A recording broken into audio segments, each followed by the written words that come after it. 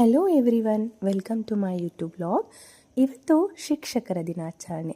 ಹಾಗಾಗಿ ನಾನು ನನ್ನೆಲ್ಲ ಶಿಕ್ಷಕರಿಗೂ ಶಿಕ್ಷಕ ದಿನಾಚರಣೆಯ ಶುಭಾಶಯಗಳನ್ನು ಹೇಳ್ತೀನಿ. ಹಾಗೆ ಯಾರೆಲ್ಲ ಶಿಕ್ಷಕ ವೃತ್ತಿಯಲ್ಲಿ ಕಾರ್ಯನಿರ್ವಹಿಸ್ತಾ ಇದ್ದೀರಾ ಅವ್ರಿಗೂ ಕೂಡ ಶಿಕ್ಷಕ ದಿನಾಚರಣೆಯ ಶುಭಾಶಯಗಳು. ಹೌದು, ಇವತ್ತು ನಾವು ನಮ್ಮೆಲ್ಲ ಶಿಕ್ಷಕರುಗಳನ್ನು ನೆನೆಸ್ಕೊಳ್ಳುವಂತಹ ದಿನ.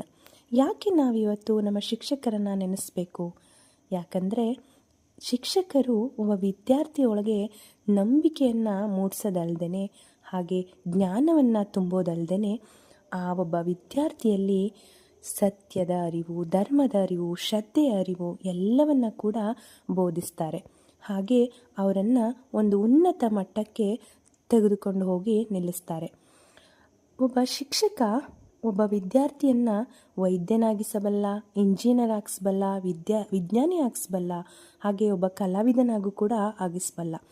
ಅದೆಲ್ಲದಕ್ಕಿಂತ ಮಿಗಿಲಾಗಿ ಒಬ್ಬ ಒಳ್ಳೆಯ ಪ್ರಜೆಯನ್ನಾಗಿ ನಿರ್ಮಿಸಬಲ್ಲವಂತಹ ಶಕ್ತಿಯನ್ನು ಹೊಂದಿರೋರು ಒಬ್ಬ ಶಿಕ್ಷಕರು ಮಾತ್ರ. ಹಾಗಾಗಿ ನಾವು ನಮ್ಮೆಲ್ಲರ ಶಿಕ್ಷಕರುಗಳನ್ನು ಗೌರವಿಸೋಣ, ಪ್ರೀತಿಸೋಣ ಅಂತ ಹೇಳೋಕ್ಕೆ ಇಷ್ಟಪಡ್ತೀನಿ. ಇವತ್ತು ರಜಾ ಇದ್ರಿಂದ ಸ್ವಲ್ಪ ಫ್ರೀ ಕೂಡ ಇದ್ವಿ. ಹಾಗಾಗಿ ಒಂದು ಫಂಕ್ಷನ್ ಇತ್ತು, ಅಲ್ಲಿಗೆ ಹೋಗೋಣ ಅಂತ ಬೇಗನೆ ಬೆಳಿಗ್ಗೆ ಎದ್ದು ಕೆಲಸಗಳೆಲ್ಲನೂ ಮುಗಿಸಿ ಹೊರಟ್ವಿ. ಯಾರ್ದಪ್ಪ ಫಂಕ್ಷನ್ ಅಂತ ಅಂದರೆ ನನ್ನ ಕಲೀಗು. ನಾನು ಫಸ್ಟು BEd ಮುಗಿಸಿ ಸ್ಕೂಲಿಗೆ ಜಾಯ್ನ್ ಆದಂಥ ಸ್ಕೂಲ್ನಲ್ಲಿ ನನಗೆ ಪರಿಚಯ ಆದವ್ರು ಇವರು.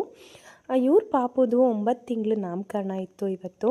ಹಾಗಾಗಿ ಇನ್ವೈಟ್ ಮಾಡಿದರು, ಅಲ್ಲಿಗೆ ಹೋಗೋಣ ಅಂತ. ಆಲ್ರೆಡಿ 11 ಗಂಟೆ ಆಗಿತ್ತು.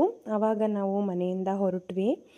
ಸೊ ಅಲ್ಲಿ ಸ್ವಲ್ಪ ಹೊತ್ತು ಟೈಮ್ನ ಸ್ಪೆಂಡ್ ಮಾಡಿದ್ವಿ. ಗೊತ್ತಲ್ಲ, ಫಂಕ್ಷನ್ ಅಂತ ಅಂದಮೇಲೆ ಅವರು ತುಂಬ ಬ್ಯುಸಿ ಇರ್ತಾರೆ. ಹಾಗಾಗಿ ಬ್ಯುಸಿ ಇದ್ದರು, ಮಾತಾಡೋಕ್ಕಾಗಲಿಲ್ಲ. ಸ್ಟೇಜ್ ಮೇಲೆ ಸ್ವಲ್ಪ ಹೊತ್ತು ಹೋಗಿ ಅವರನ್ನು ಮಾತಾಡಿಸಿ ಫಂಕ್ಷನ್ ಎಲ್ಲ ಮುಗಿಸ್ಕೊಂಡು, ಊಟ ಮುಗಿಸ್ಕೊಂಡು, ಹಾಗೆ ನಮ್ಮ ಪ್ರಿವಿಯಸ್ ಸ್ಕೂಲ್, ಅದೇ ಸ್ಕೂಲಲ್ಲಿ ವರ್ಕ್ ಮಾಡ್ತಿದ್ದೊಬ್ಬರು ಟೀಚರು ಕೂಡ ಬಂದಿದ್ದರು. ಅವ್ರ ಜೊತೆ ಸ್ವಲ್ಪ ಹೊತ್ತು ಮಾತಾಡಿಕೊಂಡು ಅವ್ರ ಮನೆಗೂ ಕೂಡ ಹೋಗಿ ಹಾಗೆ ಸ್ವಲ್ಪ ಹೊತ್ತು ಅಲ್ಲೂ ಇದ್ದು ಮಾತಾಡಿಕೊಂಡು ಮನೆ ಕಡೆ ಹೊರಟ್ವಿ. ಇದಾಗಿತ್ತು ನನ್ನ afternoon vlog. Thank you all.